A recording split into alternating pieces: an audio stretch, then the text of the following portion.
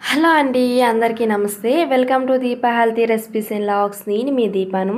ఈరోజు వీడియోలో పక్కా పల్లెటూరు స్టైల్లో చిన్న చేపల కూరని ఏ విధంగా తయారు చేసుకోవాలో చూపించబోతున్నాను. My favourite fish curry. మా చిన్నప్పుడు ఎక్కువగా తినేవాళ్ళము. టేస్ట్ కూడా సూపర్గా ఉంటుందండి. చేయడం కూడా చాలా ఈజీ ప్రాసెస్.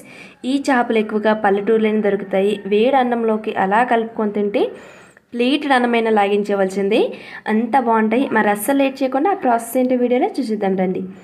ఫస్ట్గా పెద్ద నిమ్మకాయ సైజ్ అంతా చింతపండు తీసుకొని ఒక బౌల్లో వేసుకొని చింతపండు మునిగంత వాటర్ వేసుకొని చింతపండు ఒకసారి కలుపుతూ ఒక 10 minutes నానబెట్టుకొని జ్యూస్ని తీసుకొని సపరేట్ చేసుకోవాలి.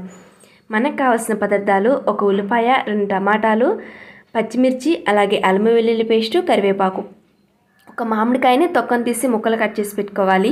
అలాగే ఇక్కడ చూపించే చేపలు ఒక 2-3 సార్లు శుభ్రంగా వాష్ చేసుకోవాలి సాల్ట్ వేసుకొని. ఈ చేపల్ని మేము పిత్తబరుగులు అంటాము. మీరేమంటారో కమెంట్ బాక్స్లో తప్పకుండా కమెంట్ చేయండి. అలాగే మనం ఏ కర్రీ చేపలు వండుకుంటామో ఏ బాండీలో అదే బాండీ తీసుకొని చేపలన్నీ ఆ బాండీలో వేసుకోవాలి. వేసుకొని అంతా ఒకసారి కలుపుకొని మనం ఇక్కడ కట్ చేసి పెట్టుకున్న ఆనియన్స్, అలాగే టమాటా ముక్కలు, పచ్చిమిర్చి ముక్కలు, అల్లం వెల్లుల్లి పేస్టు, కరివేపాకు వేసుకోవాలి. ఇక్కడ వెల్లుల్లి అనేది పొట్టుతో సహా దంచుకొని వేసుకుంటే ఈ చేపల కొరకు టేస్ట్ అనేది చాలా బాగా కుదురుతుందండి.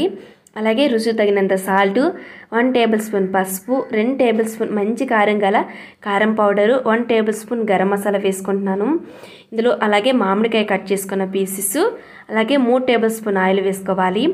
ఎటువంటి మసాలా కానీ స్పైసెస్ ఎక్కువ యాడ్ చేయకుండా ఓన్లీ గరం మసాలా యాడ్ చేసుకుంటే సింపుల్గా టేస్ట్ అనేది కర్రీ చాలా బాగుంటుందండి ఈ చేపల కూరకి. అలాగే మనం చింతపండు గుజ్జును కూడా వేసుకోవాలి.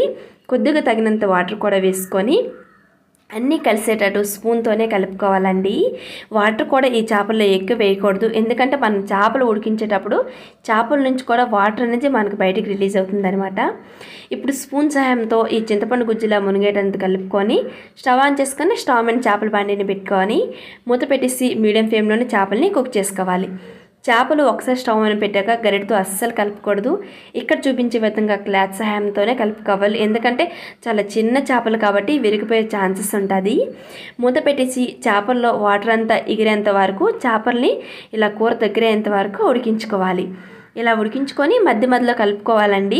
ఇలా చుట్టూ క్లాత్ సహాయంతో తిప్పుకుంటే సరిపోతుంది. ఇప్పుడు కట్ చేసి పెట్టుకున్న కొత్తిమీరను కూడా బయట స్ప్రింకిల్ చేసుకొని మళ్ళీ ఒకసారి ఇలా కలుపుకుంటూ 2 minutes అనేది మీడియం ఫ్లేమ్లోనే కుక్ చేసుకోవాలి.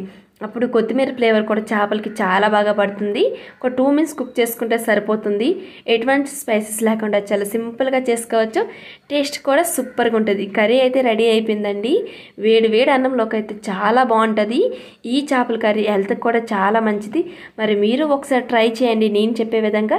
మీకు ఎలా కుదిరిందో కమెంట్ బాక్స్లో నాతో షేర్ చేసుకోండి.